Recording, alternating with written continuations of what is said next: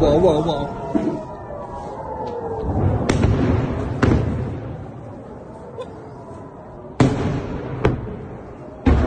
Irán todavía no habría mostrado su arsenal más peligroso, y eso podría significar que esta guerra ni siquiera ha entrado en su fase más dura.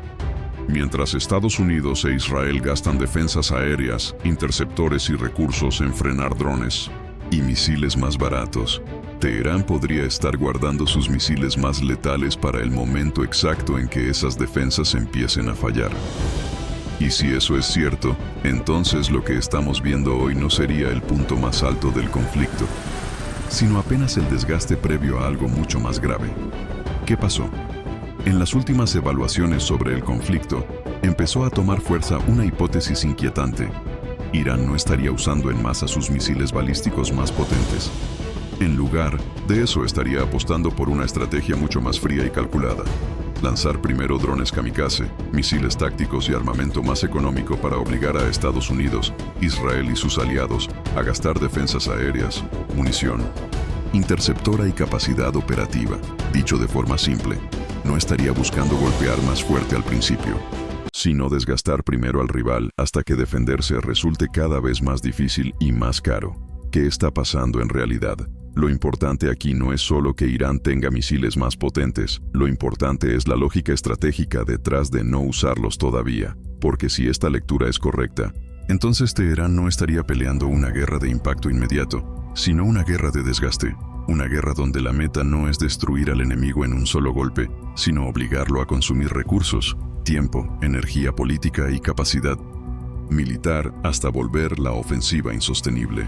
Y eso cambia por completo la lectura del conflicto, porque entonces Irán no estaría improvisando ni reaccionando únicamente por impulso, estaría administrando su arsenal para una segunda fase potencialmente más peligrosa. Irán no estaría peleando para ganar rápido, sino para agotar al rival.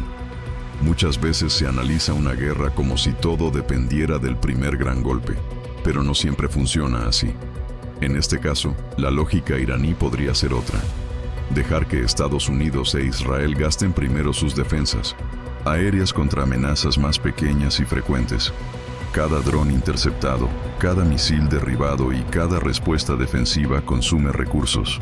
Y en una guerra prolongada, el desgaste también mata, no solo militarmente, sino políticamente, económicamente y estratégicamente. Si el rival necesita gastar muchísimo más para defenderse que tú para atacar, entonces el tiempo empieza a jugar a tu favor.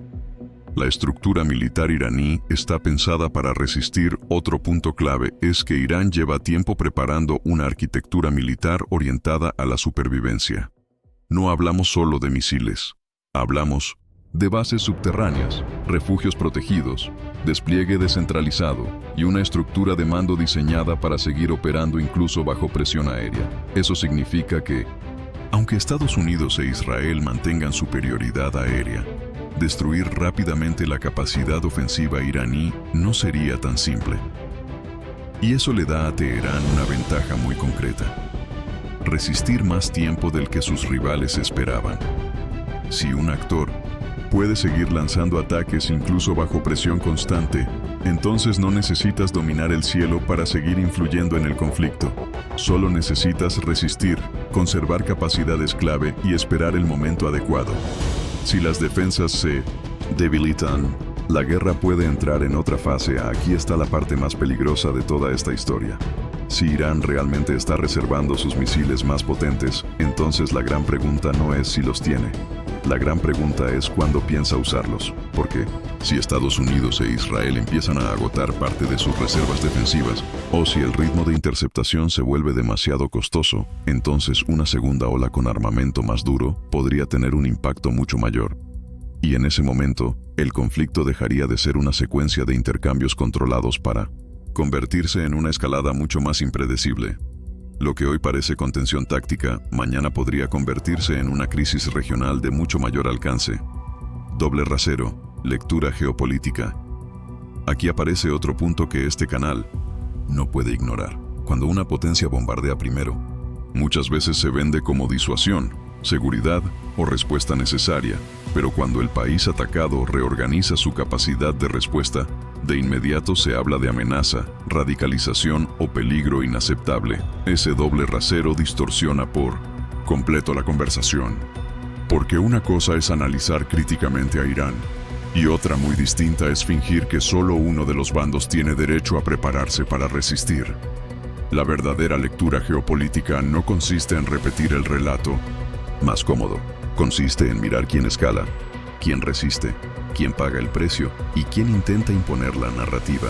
Y aquí, más allá de simpatías políticas, lo evidente es que esta guerra también se está librando en el terreno del desgaste, del costo y de la legitimidad. ¿Qué puede pasar ahora? A partir de aquí pueden ocurrir 3 escenarios.